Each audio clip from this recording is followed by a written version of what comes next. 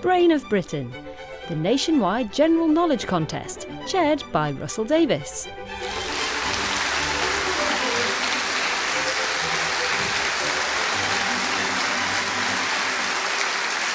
Hello, it's the last of our Salford Heats of Brain of Britain in this 70th season of the programme. People have asked if that means the show has been going for 70 years, and the answer is yes and no. Brain of Britain as a programme title has only existed since 1967, but long before that it was a feature within a radio show called What Do You Know?, which did indeed take to the air in 1953 with Franklin Engelman as question master. Before we find out what our contenders today do and don't know, I'll ask them to introduce themselves to you. Hello, I'm Jim Cook, a retired factory worker from Stourport on Severn in Worcestershire. Hello, I'm Ian Fennell, a former software developer from Kidderminster, which is also in Worcestershire. Hello, I'm Ian Mostyn. I'm a triathlon coach from Ramsbottom in Lancashire. Hello, I'm Joanna Munro. I'm a civil servant from Liverpool.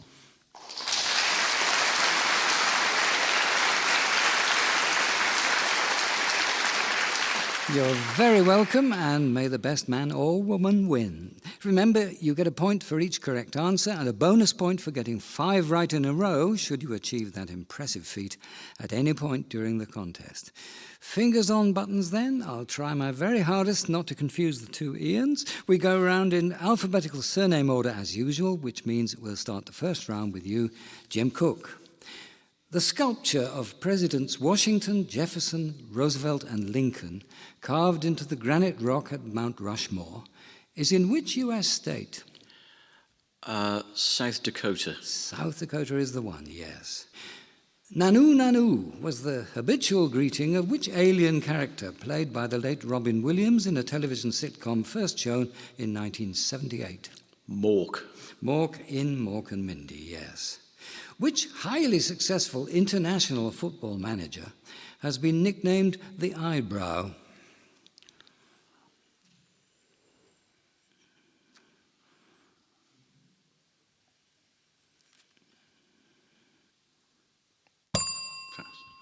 Okay.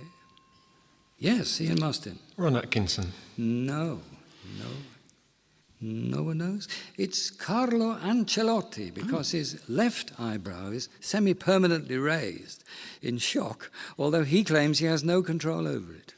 Ian Fennell. Now, we're familiar with the term CGI from the motion picture industry, meaning computer-generated imagery. But in computing, the initials CGI also stand for which phrase, defining how a web server and auxiliary program can communicate with one another?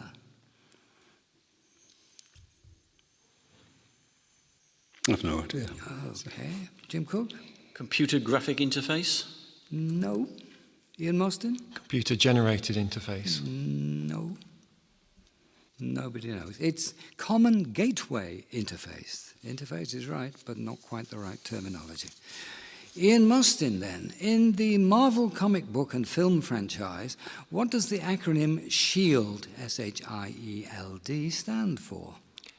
Strategic, Homeland, Intervention, Enforcement and Logistics Division. Brilliant. Yes, that's harder than the last one, but you got it. The term renal refers to which organs? The kidneys. The kidneys, yes. Which British actor was nominated for an Olivier Award for his 2004 portrayal of Hamlet and also provides the on-screen voice of Paddington Bear? Kenneth Branagh? No. Jim Cook? Ben Whishaw. It is. Also, of course, known for playing Q in the James Bond films and the protagonist in the TV medical drama This Is Going to Hurt. Joanna Munro's turn. In a political alliance between France and Austria, the French heir apparent Louis Auguste married a 14-year-old Archduchess of Austria in 1770. What was her name? Marie Antoinette? Marie Antoinette, yes. The lake, known in English as Lake Constance, goes by what name in German? Constanza? No. Don't think we're going to get a guess? No. It's called Bodensee. Switzerland, Germany and Austria all have borders on its shore, and it occupies an old glacier basin at an elevation of roughly 1,300 feet above sea level. End of the round one. Ian Fennell yet to score. Joanna Munro 1. Ian Mostyn 2. Jim Cook 3. Okay.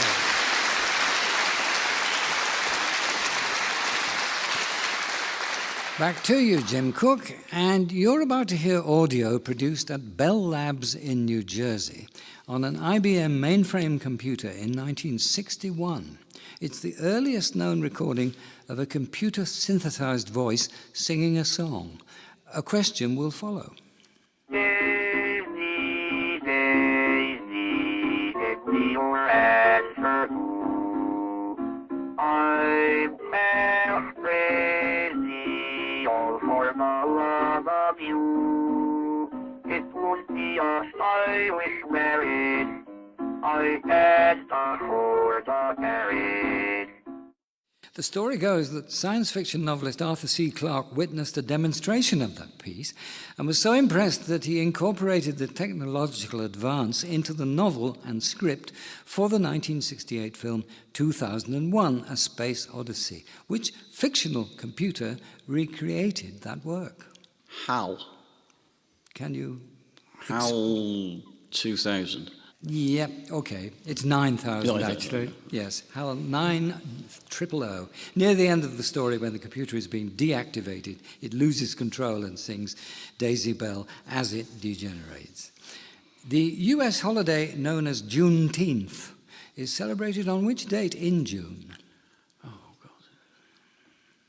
June the 18th. No. Ian Mostyn? June the 21st. No. Joanna Munro? June the 19th? June the 19th is right. It marks the emancipation of African Americans by a declaration signed into law in Texas on June the 19th, 1865. Ian Fennell, Oryx and Crake, The Blind Assassin, and Alias Grace are among the novels of which Canadian-born writer? Margaret Atwood. Yes, The Handmaid's Tale would have made it a lot easier. In 1990, the former Velvet Underground bandmates Lou Reed and John Cale released an album entitled Songs for Drella, in tribute to a former mutual mentor and friend. Who was Drella? Andy Warhol. Yes, who had died just a few years earlier. The nickname was a contraction of Dracula and Cinderella, and wasn't one Warhol found especially flattering. Variously suggested as referring to the wood of the cedar, the box, or the cypress, or simply to squared, planed, or pitched timber, what mysterious name is given to the building material of Noah's Ark in chapter 6 of the book of Genesis? Gopher wood. Yes, make thee an ark of gopher wood. In Persian mythology, a manticore was a man-eating creature typically depicted as having the head of a man, the tail of a scorpion, and the body of what animal? A lion. Yes. Although, of course, in reality it's a star, not a planet, in astrology the sun is the so-called ruling planet of which sign of the zodiac? Sagittarius. No. Jim Cook? Leo. Leo, yes. The moon, also not a planet, rules over Cancer. Ian Mostyn, what common name is given to the seeds of the ash, maple and sycamore trees because of the way they spiral through the air during dispersal? Helicopters. Yes, also a reference to their distinctive blade-like shape.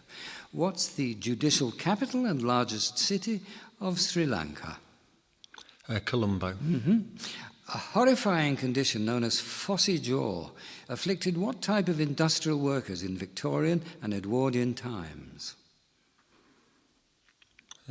Coal miners. No. Jim Cook? Match workers. Match girls, yes. Their work involved the use of white or yellow phosphorus to make the matches ignite, and the chemical could cause the bone and tissue of their mouths and lower jaws to literally rot away. The use of the substance was banned in Britain in 1910. Joanna Munro's turn. John Galsworthy's 1906 book, The Man of Property, was the first in a novel sequence known collectively as what? The Forsyte Saga. Indeed. Which chemical element with the atomic number 33, used in tiny quantities in metallurgical processes and semiconductor manufacture, has the symbol AS? Astatine? No. Ian Fennell? Arsenic. It is arsenic, yes. And that brings us to the end of another round. Here are the scores. Joanna Munro 3, Ian Mostyn 4, Ian Fennell 5, and of course Jim Cook 6. That's the way we go.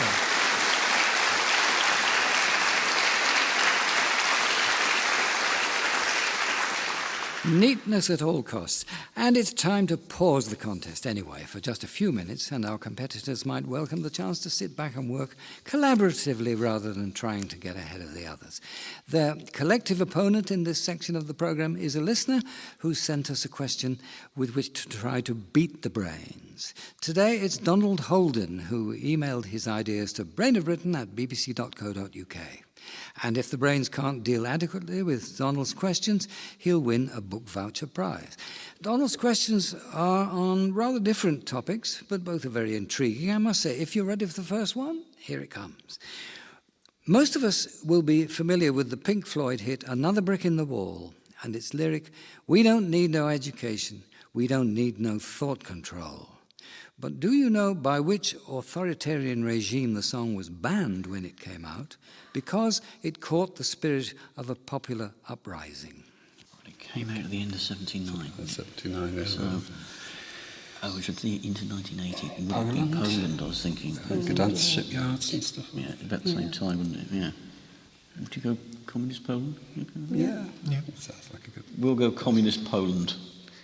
You sure about that? Yeah, between you? Yes, okay. No, it's the apartheid regime in South Africa. It's South Africa, I'm afraid. The release of the album The Wall coincided with a nationwide school boycott in protest at aspects of apartheid policy, and the government there banned the song because of its lyrics and indeed the whole album. Let's see what you make of Donald's second question. The sport of baseball is closely associated with the United States, and its invention has often been attributed to Abner Doubleday, a Union general in the Civil War. But a British writer created a character who is described as having a liking for baseball before Doubleday was even born in 1819. Which author? Jane Jane Austen. Austen, isn't Yeah, it? I was reading about this yesterday. Yeah. Yeah. It's Jane Austen. You're absolutely right. Yes, Jane Austen, her heroine Catherine Morland in Northanger Abbey, is fond of it. The full quote is, "It was not very wonderful that Catherine, who had by nature nothing heroic about her, should prefer cricket, baseball, riding on horseback, or running about the country at the age of 14 to books. Whether it means quite the same game that we know today is disputed, but there it is in black and white in any case." And then there's the question of rounders, which had been played since the Tudor era, but when first mentioned in an almanac in 1744, was called baseball. So it's complications all round and confusions. But congratulations, Donald. The first part of your duo got them, and we'll be getting your prize to you in short order. And of course, our Salford audience also rewards you handsomely with this Grand Slam round of applause.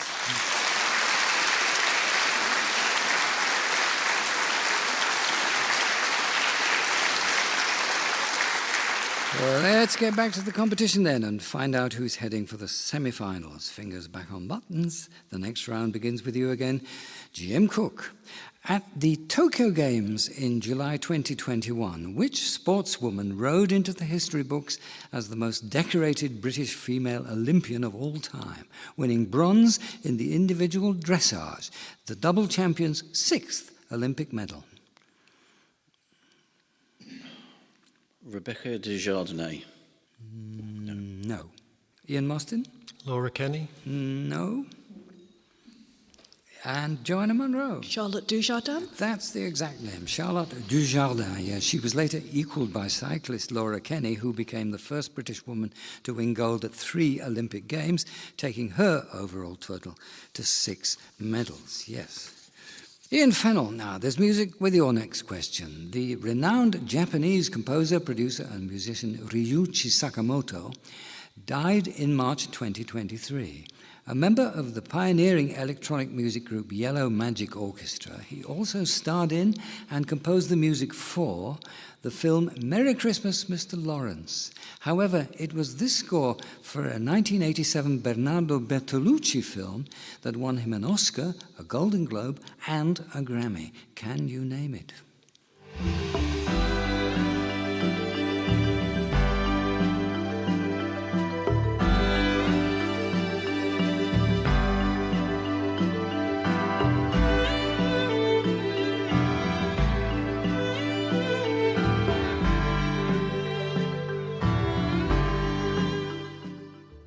Name the film. The Last Emperor? Yes, you can. You're quite right.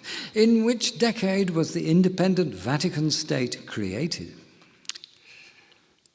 The 1920s. Yes, it came into being in 1929 when Pope Pius XI signed the Lateran Treaty with Mussolini, part of a set of Lateran pacts between the Holy See and the Kingdom of Italy. Which Italian filmmaker who died in 1976 directed the films The Leopard, The Damned, and Death in Venice? Luchino Visconti? Yes, Visconti it was. First published in 1992, the best-selling non-fiction book The End of History begins with the words, "The 20th century, it is safe to say, has made all of us into deep historical pessimists."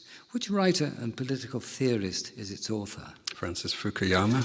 It's Francis Fukuyama indeed. Hallux valgus is the medical term for a very common and often painful condition, more commonly known as what? Bunions. Yes, a deformity of the big toe, and 5 in a row and a bonus mark. Well done, sir.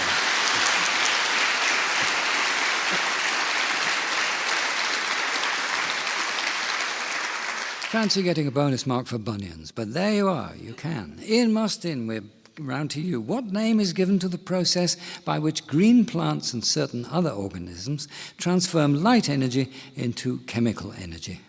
Photosynthesis. It is. The Last Kingdom and The Pale Horseman are the first two books in a series of Saxon chronicles by which author?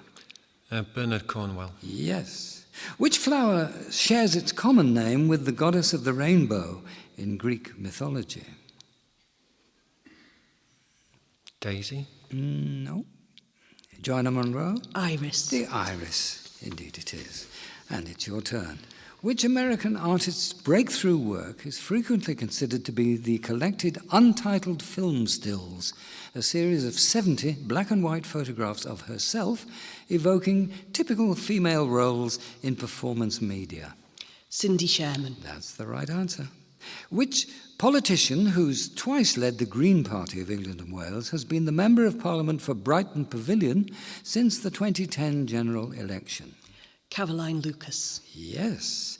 Which acclaimed British sculptor died in a studio fire at St Ives in Cornwall in 1975? Barbara Hepworth. Yes, she'd lived and worked there for more than 30 years. She was 72 when she died. The order of birds known as the casuariiformes includes the 3 species of cassowary, as you might expect, but also which other species of flightless bird? Kakapo? No. Ian Mostyn? Rhea. Not the rhea. Jim Cook? Puffins? No. Ian Fennell says? Ostriches. No. The emu. The simple old emu. And that's the end of another round. Jim Cook and Ian Mostyn 6 each. Joanna Munro now 8. Ian Fennell 11. Very well.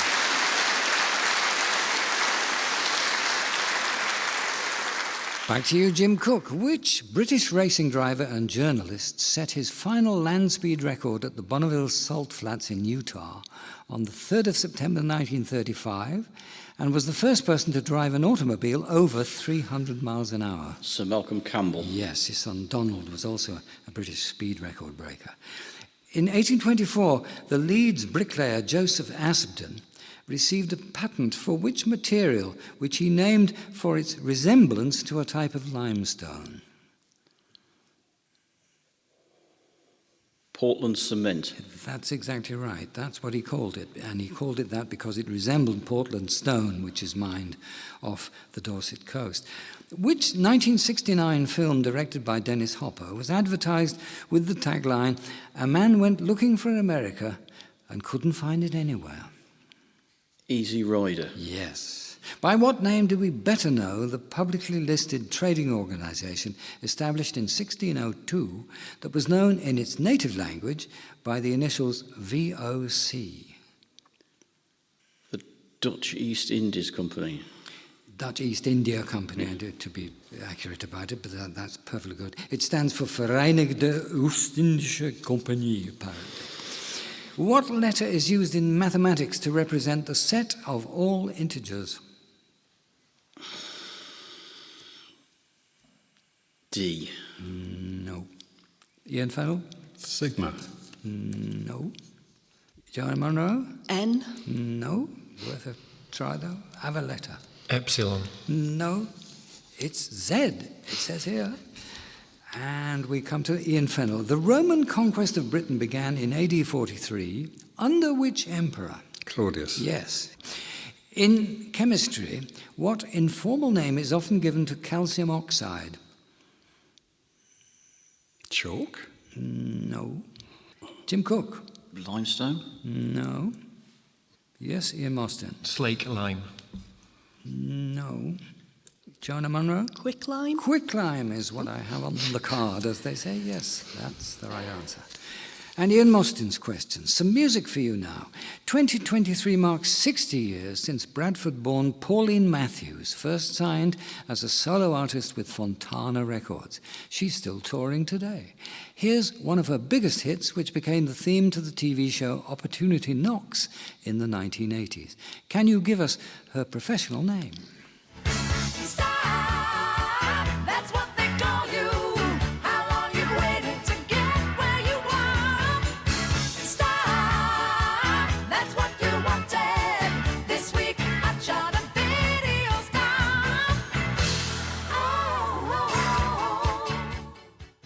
That's Kiki D. It is Kiki D. In 1970 in the US, she became the first white British artist to be signed up by Motown. But it was when she was signed by Elton John to his Rocket label that she started having hits. Which is the only lizard that has true vocal cords? Bearded dragon. No. Jim Cook? Komodo. No. Ian Fennell? Iguana. No. Monitor lizard. Says Joanna Munro. No, it's the gecko. Joanna Munro, according to specific ancient Greek sources, including Aristotle, who was the first person ever to appear on stage as an actor playing a character in a play?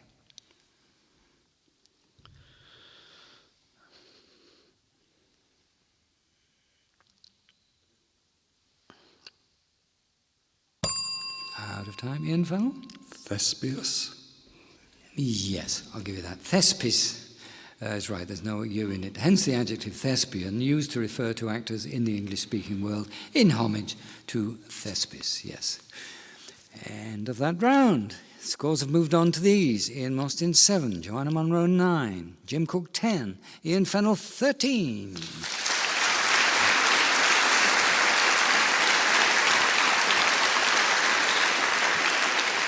And as you may suspect, folks, we've arrived at the final round of the contest, with Jim Cook's question opening it. In which book of the Bible will you find the characters and events adapted for the Andrew Lloyd Webber Tim Rice musical, Joseph and the Amazing Technicolor Dreamcoat? Daniel. No. Joanna Munro? Genesis. It is the book of Genesis, yes. Ian Fennell, the northern lights produced by the interaction of high-energy particles of the solar wind with atoms in the upper atmosphere are also known as the aurora borealis. What's the equivalent name for the southern lights, the same phenomenon in the southern hemisphere? The aurora australis. Australis, yes. W is the chemical symbol for which element? Tungsten. Yes, W from the German Wolfram, as it was obtained from the mineral wolframite. What top-secret information was originally known in key government circles during World War II by the codename Boniface? The D-Day invasion plans. No. Jim Cook? The Enigma decrypts. That's right. The deciphered German messages provided by the Enigma machines. Ian Mostyn, in the human body, what's the more common name for the scapula? The shoulder blade. The shoulder blade, yes. The DW Stadium is a multi-use arena, the home of football and rugby league clubs, based in which town? Wigan. Yes, home of Wigan Athletic and Wigan Warriors. When counting paper, what name is given to 1/20th of a ream? A sheaf. No. Jim Cook? Choir. It's a choir, yes, Q-U-I-R-E. Joanna Munro, music for you now. The award-winning German-born violinist Anne-Sophie Mutter celebrated her 60th birthday in June 2023.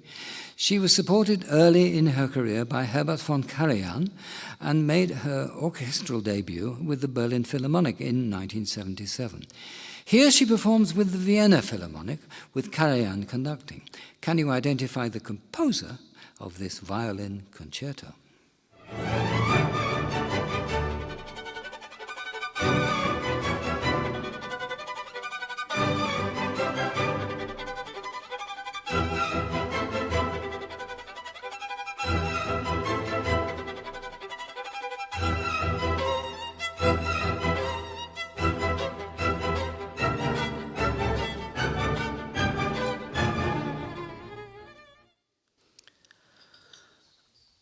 Mendelssohn.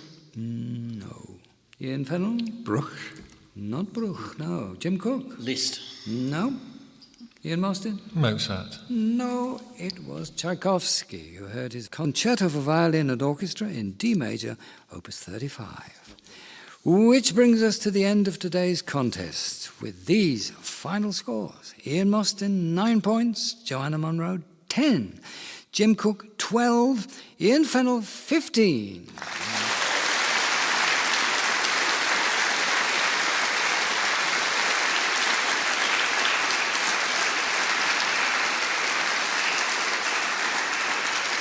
Meaning that Ian Fennell will be back with us in the semi-finals in a few weeks' time. Very well done. And it may not be all over for Jim Cook because of our repechage system, but we won't know until we've completed all the heats whether Jim Cook's score will qualify.